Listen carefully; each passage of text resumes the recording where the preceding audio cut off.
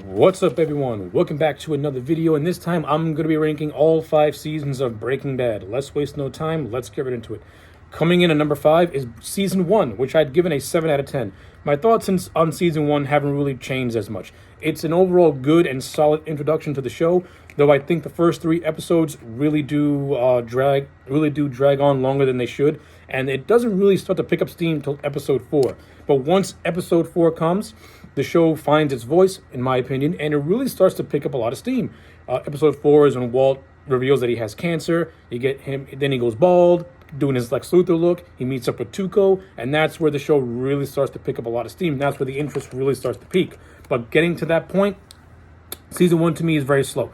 Trim down those first 3 episodes, take away the unnecessary just stalling and plotting, and Season 1 would have been great, in my opinion. Would have been great if you didn't have if the first 3 episodes were trimmed down more, and more focus would have gone to what comes afterwards, which is where the show really starts to get interesting.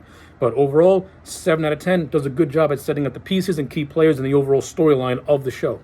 Coming in at number 4 is Season 5. Now, I was debating back and forth on how to grade Season 5 because I really did not know how to do it. Because overall, I love Season 5. I think Season 5 is a perfect ending to an amazing show.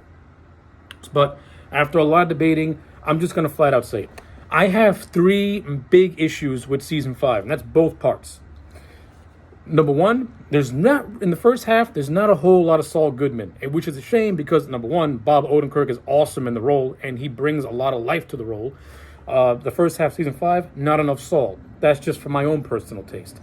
Number 2, the character of Lydia, I just don't care for her. I think Laura Fraser's performance is really annoying. The whole neurotic neurosis is kind of just, can be goofy at times. The whole idea of the character of Todd having a crush on her is just weird. I mean, it's not stupid or anything. It's just like, why? Why do we need this? And the whole introduction of Jack Welker, of his Uncle Jack and his white supremacist game, it's just there to give Walt something extra to do. Like, you didn't really need that. Like, Season 5 really should have just been Walt versus Hank. That's all it needed to be. Because the second half of Season 5 is the best half of Season 5 because it's Walt versus Hank. But the first half, while it is really good, the first half should have just been Walt versus Mike without Jack Welker and his gang. Keep Laura because she's connected through Gus. You could keep Todd, just don't mention the uncle. Because you don't need the white supremacist gang. Like, I understand why Walt ends up using the gang because he wants to eliminate the remnants of Mike and Gus's team, but have them just be a one-off, if anything. Yeah, instead, the second half you have Walt versus Hank, then you have Walt getting double crossed by the white supremacist gang, and it kind of muddles everything up a little bit. But overall, I do like Season 5. It is really, really strong and very, very solid. That's why I'm going to give it a 9 out of 10, and that's because it does more good than it does more bad. Coming in at number 3 is Season 3 of Breaking Bad. Season 3 to me is an overall perfect season, with the Fly episode just bringing it down by half a point. That's it. If the Fly episode was not in this season, Season 3 would have been a 10 out of 10 because I have very little complaints about Season 3. That's how good it is. Coming in at number 2 is Season 2. I think Season 2 is outstanding. Breaking Bad Season 2, after a lot of deliberation, is a fantastic season.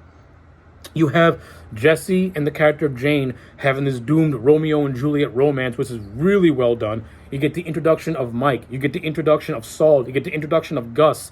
Like 3 key components to the show that will play a vital role in the show going forward. You get Walt, whose life really starts to crumble around him. You get the introduction of Ted Beneke, who plays a major factor as Skyler, his wife, starts to have an affair. It's like Season 2 is where Walter White starts to shed and Heisenberg starts to emerge.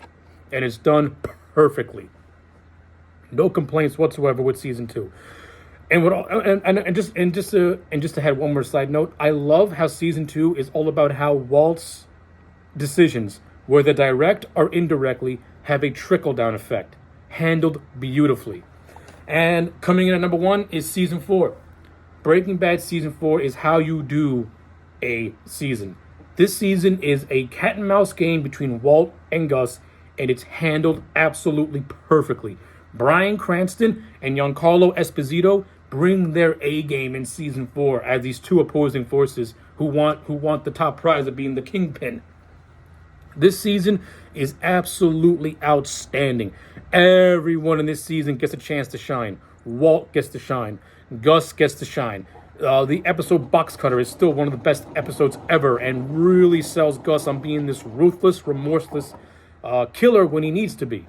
Love season 4. I have no complaints about it. It is ultra perfect. So yeah, those are my rankings on all 5 seasons of Breaking Bad. Let me know yours in the comment sections down below. Like this video and subscribe, and I'll check you back next time for more.